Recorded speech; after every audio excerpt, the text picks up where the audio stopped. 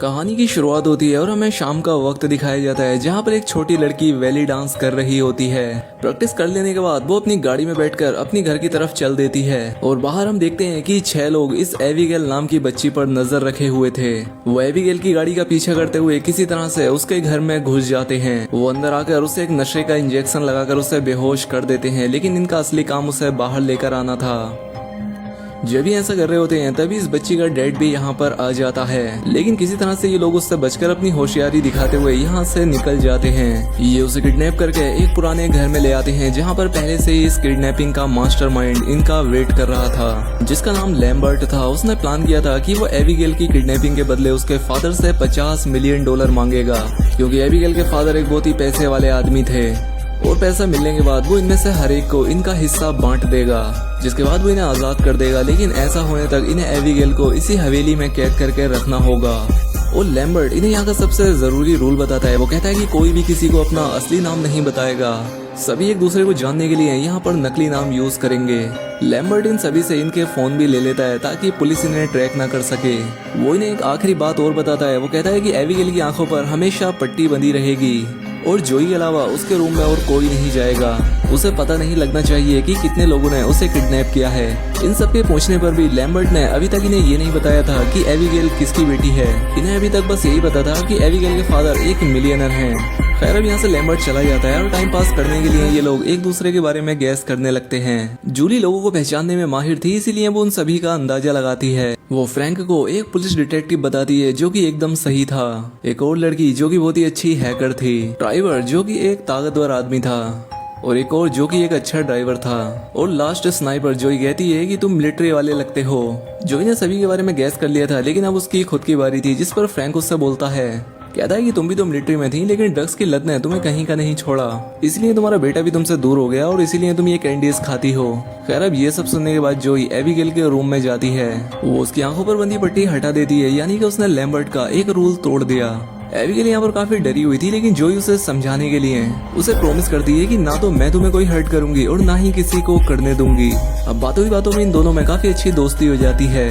जोई एबिगेल से कहती है कि मेरा तुम्हारी जितना एक बेटा है, और अब एबिगेल को भी ये बात सुनकर अच्छा लगता है। वो कहती है कि जरूर आप अपने बेटे से प्यार करती होंगी, लेकिन मेरे डैड वो थोड़े अजीब हैं, वो काफी गुस्सा करते हैं और खतरनाक हैं, वो मुझसे पहले जितना प्यार भी नहीं करते। खैर जोई के बाहर जाने से पहले एबिगेल उसे वार्न करती है कि आज रात कुछ बहुत ही बुरा होने वाला है। जोई को उसकी बात काफी अजीब लगती है। खैर अब वो नीचे आकर सभी लोगों से कहती है कि मुझे जरूर ऐसा लग रहा है कि एबिगेल के डैड कोई बहुत ही खतरनाक आदमी है। आखिर हमने ये किडनैपिंग की है और हमें भी पता होना चाहिए कि हमने किसकी बेटी को किडनैप कर लिया है। फ्रैंक को उसकी बात समझ आ जाती है। वो जल्दी से एबिगेल के रूम में जाकर उसे डरा धमकाकर उसके फादर का नाम उससे पता कर लेता है। उसके फादर का नाम था क्रिस्टोफर लजार, अंडरवर्ल्ड की दुनिया का एक बेताज बादशाह। ये बात सुनकर फ्रैंक की हालत खराब हो जाती है, क्योंकि उसे यकीन नहीं आ रहा था कि उन्होंने इतने बड़े गैंगस्टर की बेटी को किडनैप कर लिया है। उसकी बात सुनकर यहाँ पर जितने भी लोग थे वो सभी शॉक्ड रह जाते हैं। फ्रैंक एक बार का अपना एक्सपीरियंस शेयर करते हुए कहता है कि एक बार 3 पुलिस ऑफिसर ने लजार के खिलाफ काम किया था। उसके बाद से ही उन 3 ऑफिसर को लाइफ थ्रेट्स आना शुरू हो गए और उनकी सेफ्टी के लिए उन्हें एक होटल के सबसे सेफ रूम में रखा गया। रूम के आगे 24 घंटे सिक्योरिटी थी। रूम के अंदर जाने के सिर्फ 2 ही रास्ते थे, एक विंडो और एक दरवाजा। विंडो से अंदर घुसना इम्पॉसिबल था, लेकिन फिर भी जब सुबह को दरवाजा खोला गया तो अंदर से उन 3 पुलिस ऑफिसर की लाशें मिली। वो इतनी बुरी हालत में मिली कि उन्हें बयां भी नहीं किया जा सकता, और अब इससे हम भी अंदाजा लगा सकते हैं कि हमारे साथ क्या होने वाला है। यहाँ पर सभी लोग डर से सहम गए थे सिवाय ट्रेवर के, क्योंकि उसे इस कहानी पर यकीन नहीं था। खैर अब इसके थोड़ी देर बाद वो किसी काम से बेसमेंट में जाता है और यहाँ पर हम देखते हैं कि किसी ने उस पर हमला कर दिया है। वो जोर से चिल्लाता है और हैकर उसकी चीख सुन लेती है। जब वो चेक करने जाती है तो पाती है कि किसी ने उस ड्राइवर का गला काट दिया था। वो घबराकर वापस आकर इन सभी को बताती है कि हम पर अटैक्स होना शुरू हो गए हैं। ये बात सुनकर स्नाइपर कहता है कि मुझे कोई पैसे वैसे नहीं चाहिए, मैं यहाँ से जा रहा हूँ। अब ये जैसे इस बिल्डिंग से निकलने की कोशिश करते हैं, इस बिल्डिंग का एडवांस्ड सिक्योरिटी सिस्टम एक्टिवेट हो जाता है।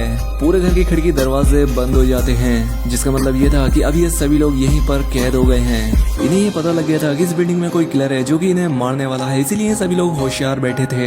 अब इसके बाद जोई एबिगेल से पता करने के लिए जाती है कि क्या तुम्हें नेटेक्स के बारे में कुछ पता है। यहाँ पर एबिगेल उससे झूठ बोलती है कि असल में फ्रैंक मेरे डैड का आदमी है और जब वो मेरे रूम में आया था तो उसने मुझे धमकाया था कि मैं इस बारे में किसी को ना बताऊं। ये बात सुनकर जोई गुस्से में आ जाती है और इससे पहले वो फ्रैंक के पास जाती वो देखती है कि स्नाइपर का भी मर्डर हो चुका है और इसे भी काफी भयानक तरीके से मारा गया था। अब जोई गुस्से में आकर फ्रैंक को गन पॉइंट पर ले लेती है। फ्रैंक उससे कहता है कि देखो ऐसा मत करो, जो तुम कह रही हो वैसा कुछ नहीं है, वो बच्ची हमारे साथ गेम खेल रही है। लेकिन जोई उसके बात पर यकीन नहीं करती। लेकिन कभी ये लड़ते लड़ते एबिगेल के कमरे के सामने आ जाते हैं, इन्हें पता ही नहीं लगता। एबिगेल इन्हें लड़ता हुआ देख रही थी और साथ ही साथ अपने हाथों से हथकड़ी भी निकाल देती है और अगले ही पल वो एक भयानक वैम्पायर में बदल जाती है। उसे देखकर ये सभी लोग डर जाते हैं, इसलिए फ्रैंक उसे गोली मारता है। लेकिन कुछ ही देर में एबिगेल खुद को हील कर लेती है। ये देखकर सभी लोग डर जाते हैं। ये जल्दी से बाहर आकर उसे उसके रूम में लॉक कर देते हैं। एबिगेल को देखकर इन्हें काफी सारी बातें समझ आ गई थी कि एबिगेल ही नहीं उसके फादर भी एक वैम्पायर हैं। इसलिए सभी लोग उससे डर कर रहते हैं और अभी तक यहाँ पर जितनी भी किलिंग्स हुई हैं वो सभी एबिगेल ने की हैं और अगर अभी ने जिंदा रहना है तो इन्हें एबिगेल को मारना होगा। इसलिए ये लोग अपने अपने हाथों में कुछ न कुछ हथियार पकड़ लेते हैं उस वैम्पायर को मारने के लिए। लेकिन जो इस काम में उनका साथ नहीं देती। उसका मानना था कि अगर हमें यहाँ से जिंदा जाना है तो हमें एबिगेल के साथ कोई डील करनी होगी। खैर इसकी बातों पर ये लोग ध्यान नहीं देते और एबिगेल का रूम खोलते हैं जहाँ पर कि एबिगेल स्नाइपर के मरे हुए जिस्म के साथ डांस कर रही थी। अभी एबिगेल के ऊपर जैसे ही हमला करने के लिए जाते हैं कि एबिगेल इन सभी पर भारी पड़ जाती है।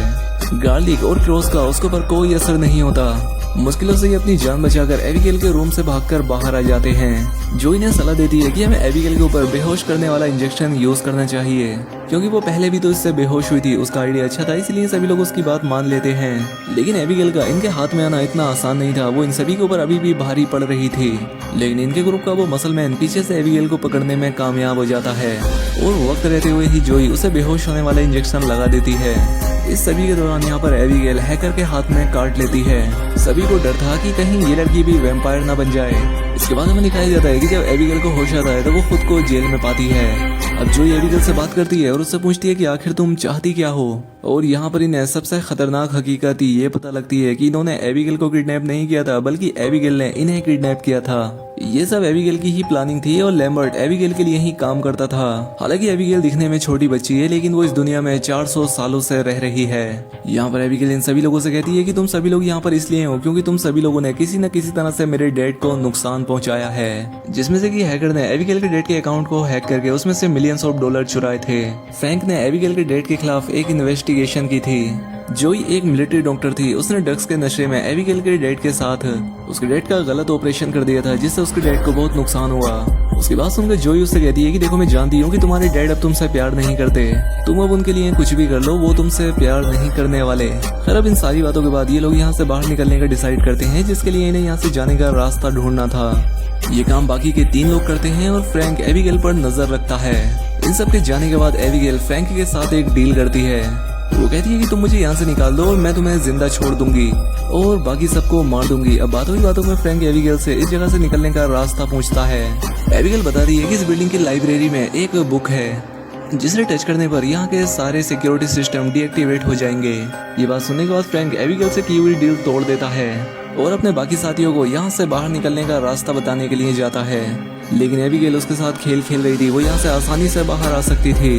वो एक झटके में उस जेल को तोड़कर बाहर आ जाती है। वो उसके ऊपर हमला कर देती है। वो यहाँ फ्रैंक को मारने ही वाली होती है लेकिन सही समय पर जोई यहाँ आकर एक हैमर से यहाँ की विंडो तोड़ देती है। सुबह हो चुकी थी और बाहर से आने वाली तेज सनलाइट एबिगेल के एक हाथ को बॉम्ब की तरह फोड़ देती है। एबिगेल अपने आप को फिर से ठीक करने के लिए एक अंधेरी जगह में जाकर छिप जाती है और फिलहाल के लिए ये लोग एबिगेल से बच चुके थे क्योंकि जहाँ पर ये थे वहाँ सनलाइट आ रही थी। लेकिन फिर भी रात तो जरूर होनी थी। एबिगेल से उनका सामना फिर से होने वाला था। इन्हें यहाँ से निकलने का रास्ता ढूंढना था। खैर अब ये लोग जब 2-2 लोगों के ग्रुप में डिवाइड होकर यहाँ का रास्ता ढूंढते हैं तब एबिगेल उस हैकर का माइंड कंट्रोल करने लग जाती है जिसे उसने काटा था। अपनी पावर से एबिगेल उस लड़की को वैम्पायर बना देती है और सबसे पहले उसके अपने ही साथी को मारने का ऑर्डर देती है और ऐसा कहने पर वो लड़की ये काम कर देती है। वो अपने पार्टनर को मार देती है। जोई जो कि दूर खड़े होकर ये सब देख रही थी। इससे पहले वो लड़की आकर जोई को मारती जोई मिरर के जरिए इस लड़की पर सनलाइट रिफ्लेक्ट करती है जिससे वो बॉम्ब की तरह फट जाती है। सब मारे जा चुके थे, अब यहाँ पर सिर्फ जोई और फ्रैंक ही बचे थे। अब फ्रैंक जल्दी से लाइब्रेरी में जाकर एबिगेल की बताई हुई उस बुक से एक दरवाजा खोल देता है। अंदर एक कंट्रोल रूम था जहाँ पर इन्हें लैम्बर्ट बैठा हुआ मिलता है। फ्रैंक बिना वक्त गवाए लैम्बर्ट को शूट कर देता है, लेकिन लैम्बर्ट पर इसका कोई असर नहीं होता क्योंकि वो खुद भी एक वैम्पायर था। वो कहता है कि आज से 2 साल पहले मुझे वैम्पायर बनाया गया था और उसके बाद से ही मैं एबिगेल के लिए काम कर रहा हूँ। वो हर उस आदमी को एबिगेल के लिए पकड़ कर लाता है जिसने किसी न किसी तरह से उसके डैड का कोई नुकसान किया हो। जिसके बाद एबिगेल इसी हवेली के अंदर लोगों को मैनिपुलेट करके उनका शिकार करती है। अब क्योंकि लैम्बर्ट भी एबिगेल के लिए नौकरों वाला काम करके थक चुका था, वो एबिगेल से छुटकारे के लिए फ्रैंक का साथ चाहता था। फ्रैंक का साथ उसे इस तरह से चाहिए था कि वो सबसे पहले फ्रैंक को भी वैम्पायर बनाएगा, जिसके बाद ये दोनों मिलकर एबिगेल को मारते और फिर उसके डैड को, जिसके बाद वो उसके डैड की हर एक चीज के मालिक होते। फ्रैंक को उसकी ऑफर पसंद आती है इसलिए वो उसकी बात मान जाता है। इसके बाद लैम्बर्ट उसे वाइट करता है और अपना खून पिलाकर उसे वैम्पायर बना देता है। वैम्पायर बनते ही वो एक हथियार से लैम्बर्ट के दिल में वार करके उसे भी मार देता है, क्योंकि फ्रैंक के दिल में भी लालच आ गया था क्योंकि वो एबिगेल के डैड की दौलत अकेला ही हड़पना चाहता था। अब इससे पहले वो एबिगेल को मारने के लिए जाता, एबिगेल डांस करते हुए उसके पास खुद आ जाती है और अब इन दोनों के बीच लड़ाई भी शुरू हो जाती है। एबिगेल जो कि सब पर भारी पड़ रही थी, अब वो जैक के सामने टिक नहीं पा रही थी क्योंकि जैक था। दूसरी तरफ हम जोई को देखते हैं जिसे कि अब यकीन हो गया था कि वो भी जिंदा नहीं बचेगी। वो यहाँ से एक आखिरी बार अपने बेटे को कॉल करने के लिए जाती है। वो यहाँ पर अभी कॉल कर ही रही होती है कि पीछे से फ्रैंक उसके ऊपर हमला कर देता है। वो उसे काफी मारता है, टॉर्चर करता है, लेकिन वो उसे खाता नहीं। लेकिन फ्रैंक उसे यहाँ पर काट लेता है। अब देखते हैं कि अब जोई भी एक वैम्पायर बन चुकी है। अब इतनी देर में यहाँ पर एबिगेल भी आ जाती है जो कि जोई को वैम्पायर बनता देखकर उसके साथ एक डील कर लेती है फ्रैंक को मारने की। लेकिन प्रॉब्लम ये थी कि जोई फ्रैंक के काटने से वैम्पायर बनी थी, इसलिए वो उसे कंट्रोल कर सकता था। वो उसे कंट्रोल करके एबिगेल को मारने का हुक्म देता है। जोई उसकी तरफ बढ़ती भी है, लेकिन अचानक से वो फ्रैंक के ऊपर ही चढ़ जाती है। वो एक वेपन से उसके हार्ट पर अटैक करके उसे मार देती है। वो भी बाकी वैम्पायर की तरह फटकर मारा गया था। अब यहाँ पर जोई और एबिगेल ही जिंदा बची थी, लेकिन यहाँ पर अब एबिगेल जोई को नहीं मारती क्योंकि जोई ने शुरू से ही एबिगेल के साथ बहुत ही अच्छा बिहेव किया था, इसलिए एबिगेल की जोई के साथ बॉन्डिंग हो चुकी थी। एबिगेल कहती है कि तुम आजाद हो, तुम यहाँ से जा सकती हो, और हाँ तुम ये मत समझना कि अब तुम हमेशा वैम्पायर बनी रहोगी। तुम जिस वैम्पायर के काटने की वजह से वैम्पायर बनी थी वो मर गया, और जैसे ही उसके काटने के जख्म ठीक होंगे तुम फिर से पहले जैसी इंसान बन जाओगी। जोई को ये सुनकर अच्छा लगता है। अब वो यहाँ से जाने वाली होती है कि तभी यहाँ पर एबिगेल के डैड आ जाते हैं। उन्हें फ्री में अपना खाना मिल गया था, वो जोई को पकड़कर मारने ही वाले थे, लेकिन यहाँ पर एबिगेल अपने डैड को रोक देती है। वो कहती है कि डैड आप इसे नहीं खाएंगे क्योंकि इसने मेरी जान बचाई है, और इस बार एबिगेल के डैड उसकी बात मान लेते हैं और वो जोई से कहते हैं कि जल्दी से यहाँ से बाहर चली जाओ इससे पहले कि मेरा इरादा बदले, मेरी नीयत खराब हो। इसीलिए अब जोई यहाँ से बाहर निकल जाती है, और अब जोई ही वो लड़की थी जो कि उन 6 लोगों में से जिंदा बची थी, जो कि अब अपनी नई जिंदगी बिताने के लिए तैयार थी। और अब इसी के साथ ये फिल्म, ये कहानी यहाँ पर खत्म हो जाती है। दोस्तों वीडियो अच्छी लगी तो वीडियो को लाइक और कमेंट करके बताएं। साथ ही चैनल पर पहली बार आए तो सब्सक्राइब भी कर लें। मिलते हैं हमारी अगली वीडियो में।